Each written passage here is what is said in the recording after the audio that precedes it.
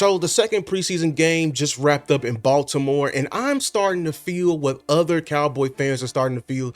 My frustrations are starting to seep in with Brian Schottenheimer. I'm starting to believe that Brian Schottenheimer is selling us a lie. The combination of what we saw from the first preseason game and the previous one with Baltimore continues to add to the already formidable contradictions that Brian Schottenheimer has been laying out. Whenever you are in a new relationship, how it starts means everything. It is the foundation of the entire embarkment. And if we're building on a lie, what do we have? In this video, I hope to shed light to the rest of the Cowboys nation that think we're overreacting and indeed just bring to reality of what we're seeing. Let me first just start back briefly. Okay, we already know that the hiring process with Brian Schottenheimer was already shaky. We already know who's at the top and who's handling that. But when he came in, Brian Schottenheimer seems to had trigger words that he promised. Of course, the giant one being culture, because we know that the Cowboys culture is indeed corrupted, tainted, all of the above. He's been preaching physicality because we have been known to be a finesse team from the previous seasons, all the way back to our embarrassing loss versus the Packers. He's been preaching schematics. He's been saying motion. He's been saying using spacing, using just more creativity. And then lastly, he's been preaching competition. These are all trigger words that hit the joints of emotions to almost every single fan within Cowboy Nation to fill in the hope that we've been needing for this team.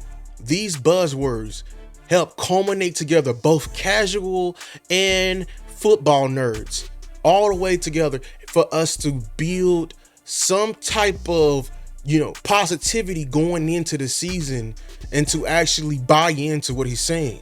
But the contradictions that's been happening these last couple of weeks are loud. Let's start with the first one, competition. We know here in Cowboy Land, if you didn't, things are pretty much laid in stone. And when it comes to competition, it really has not been much of that ever in Dallas. And I'll argue with that, but I don't have time to lay it out. When we ever play someone, and you've seen it even on the first press conference when Shoddy was first mentioning it, Jerry undercuts him and says, hey, when we're paying him, we're betting our money on that one guy. And that's just illustrating already that when they pay somebody, they expect them to play. That's why we always have questions throughout the season when guys are underperforming. Why are they still getting playtime versus the guy up under them? There's many iterations of this, whether it be the safeties last year, especially with Donovan Wilson, whether it be the year with Dorrance Armstrong and him and his production, and Dante Fowler, when he was first here, had a better sack to snap ratio than him, but he still didn't get the snaps that he deserved, and he went to another team and he immediately became a double-digit sack leader. So when we have those pressure points, we coming in, the one position group that can be the ultimate culmination of you letting it happen, that competition prevail, was indeed the running back position. This position already coming in had a bunch of question marks. Rookies and vets that probably are past their prime, all in this room culminated together.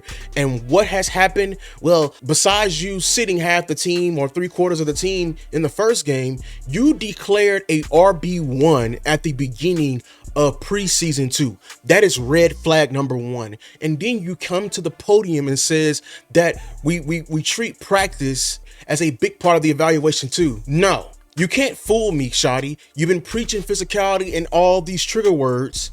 You cannot convince me that someone has won a position group halfway through camp when he only did a quarter of the snaps in a preseason scrimmage. You can't convince me that. Then it's the physicality, okay? I know you've been trying to preach physicality, saying you're leading with the O-line and said you want to be physical and everything like that. But there's in reports in practice, every time there's a fight, and I understand you're trying to somehow preach some type of discipline, but when you are constantly cutting them off from the rest of the team or kicking them out of a practice when they lay a bigger hit than the thud that's already available in practice, you're getting rid of the physicality that's trying to generate within your team. So when we go to scrimmages, The other team is going past the whistle, but we have no one, absolutely no one, that's generating any type of physicality. And we're constantly getting punched in the mouth. Then you talk about the evaluation. Every time someone comes with an interview to you, you first started out how you're taking this evaluation seriously, but then you came into the first preseason game with half of your team not playing. And when questioned on it, you then say, we're always evaluating, and even we always evaluate in practice as well. But there's players that are failing the test, mind you, the game, the test. They're failing the test before our eyes, and they're not being we're questioning what are you taking into account in this evaluation? The main one being Joe Milton. He's looked terrible. He's looked horrible. And we've pretty much played him of 90% of snaps in his first 2 preseason games. What are we evaluating? What about the running back position? What about the receivers? What about the tight ends? What are we evaluating? I question that. That is a contradiction. Not to mention, when you do run the ball, there's a disproportion of carries going to certain running backs. You have Deuce Vaughn, who's been here, and you didn't run the ball at all. But immediately when Miles Sanders come back from injury, we turn up the run game a bunch. Deuce probably has, I can count to probably double digits, maybe 10 carries this entire preseason so far.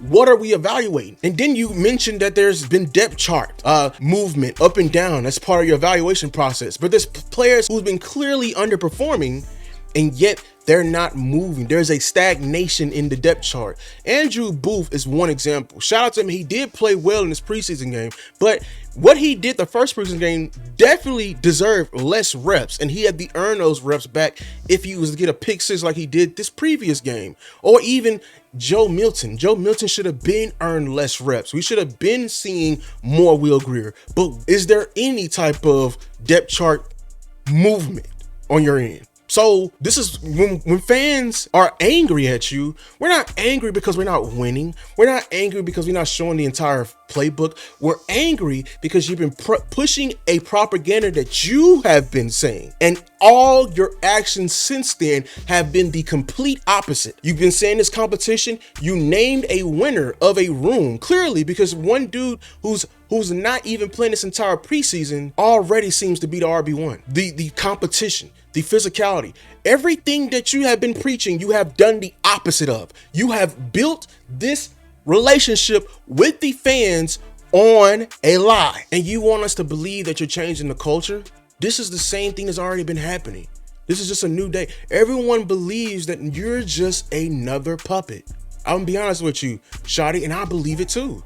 I made a video earlier this year. I tagged you as a Tyrion Lannister, the character from Game of Thrones, and I told you it was a blessing and a curse, because it means if you was a good one, the blessing is that you know how to play the Game of Thrones. You know how to deal with your higher ups when they want to bring in unfootball-y, type decisions that's going to completely contradict this team. But I told you the curse aspect of a Tyrion Lannister is when you sit back, become a bystander, and just appease.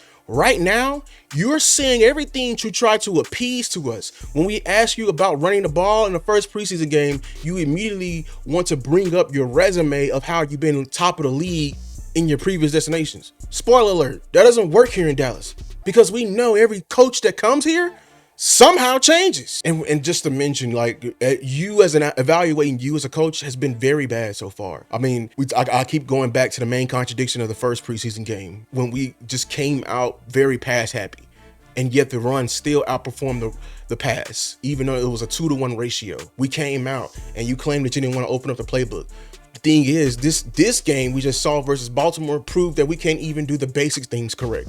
And that's what we were asking for in the first preseason game. You're contradicting yourself, because if you're trying to get better as a team, you will work all of your basic fundamental plays and structures every preseason game. This is the ultimate test of all of that happening. So the bigger problem is coming about is that we may be even a worse version of a team than last year. It's looking like we're very much so player dependent, because we're not even teaching Joe Milton. We're seeing how much of a project he is, but we're not even doing a proper evaluation to get him out of there, get him in the classroom so he can see a simple blitz. So I know others may come to this video and be like, Lou, you're overreacting. It's been 2 playoff games. But listen, And if y'all been here, if you actually been watching me, you know when he immediately made these first claims, I told you what would be the ultimate test of that. I said it would be training camp, because all these trigger words that he's saying, it would be laid out right here in the preseason. You want to lay down a culture, you do it in preseason. You want to lay out physicality, you do it in preseason. You want to lay out all these things that you promise, it happens in preseason. The preseason is the ultimate precursor to see how your season can go. So if you're contradicting yourself, which means you're trying to cover a lie with another lie, the fans are losing faith in you because you're building false promises.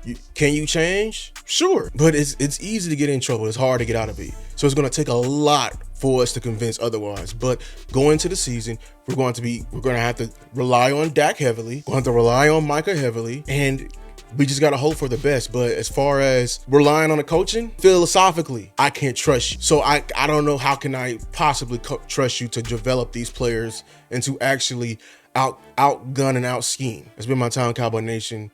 Make sure to like and subscribe to the video. Until next time, peace.